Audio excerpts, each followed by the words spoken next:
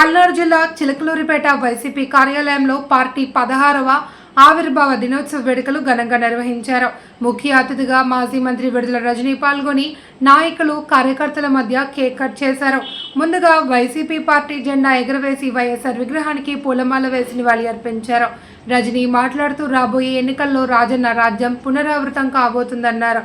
రాష్ట్రంలో సంక్షేమ పథకాలు కొనసాగాలి అంటే వైఎస్ జగన్ అధికారంలోకి రావాలి అని అన్నారు. జగన్మోహన్ రెడ్డిని ముఖ్యమంత్రి చేయడానికి కార్యకర్తలు కృషి చేయాలి అని కోరారు.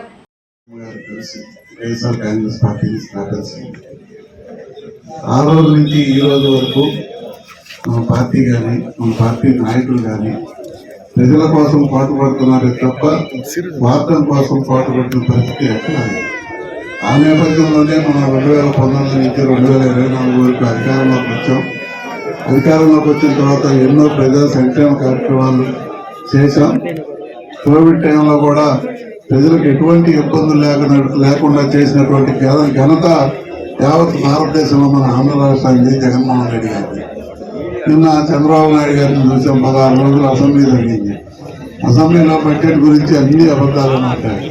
నిన్న జగన్మోహన్ రెడ్డి గారు చాలా వివరంగా చెప్పారు. మన ప్రభుత్వ మండలంలో ఎటువంటి అభివృద్ధి జరిగింది, ఇప్పుడు ఎటువంటి అభివృద్ధి జరుగుతుంది, 22 నెలల కాలంలో ప్రభుత్వం ఎంత విధ్వంసకర పాలన జరిగింది. దాదాపు 3,30,000 కోట్ల ఆర్థిక భారం మన మీద పడుతుంది.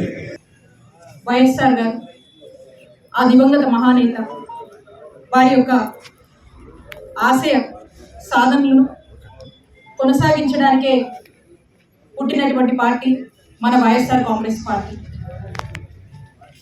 మన నాయకుడు జగన్మోహన్ రెడ్డి గారు రాష్ట్రంలో ఉన్నటువంటి పెద్ద మోసం హామీలు అని చెప్పి సూపర్ 6 అని చెప్పి అందులో జగనన్న ప్రభుత్వం కన్నా మించి సంక్షేమం అమలు చేస్తామని ఊదరగొట్టి మరి ఈరోజు వాళ్ళన్న సూపర్ 6 లో ఒక్కటి కూడా సరిగా ఇస్తున్నటువంటి పరిస్థితి లేదు. ఈరోజు ఎవరు కూడా అది ప్రశ్నించేటువంటి పరిస్థితి లేదు. ప్రశ్నిస్తే వైఎస్ఆర్ కాంగ్రెస్ పార్టీ ప్రజల పక్షాన ప్రశ్నిస్తే కేసులు పెడుతున్నారు, పోలీస్ స్టేషన్ల చుట్టూ తిప్పుతున్నారు, అరెస్టు చేస్తున్నారు, అక్రమంగా జైలు పాలు చేస్తున్నారు.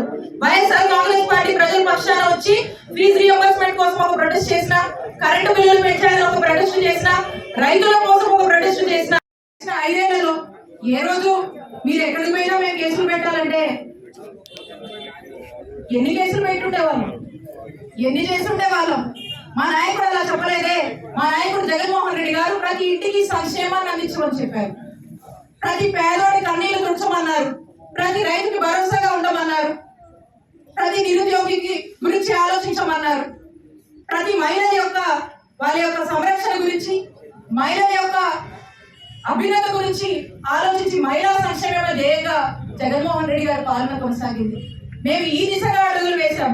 కానీ ఈరోజు మీ చేష్టలు, మీ పనులు, మీ పనితీరు, మీరు అన్నటువంటి మాయ మాటలు, మీరు చెప్పినటువంటి సూపర్ 6 లాంటి మాయ మేనిఫెస్టోని ఈరోజు ప్రజల్లో అమలు చేయలేక మరి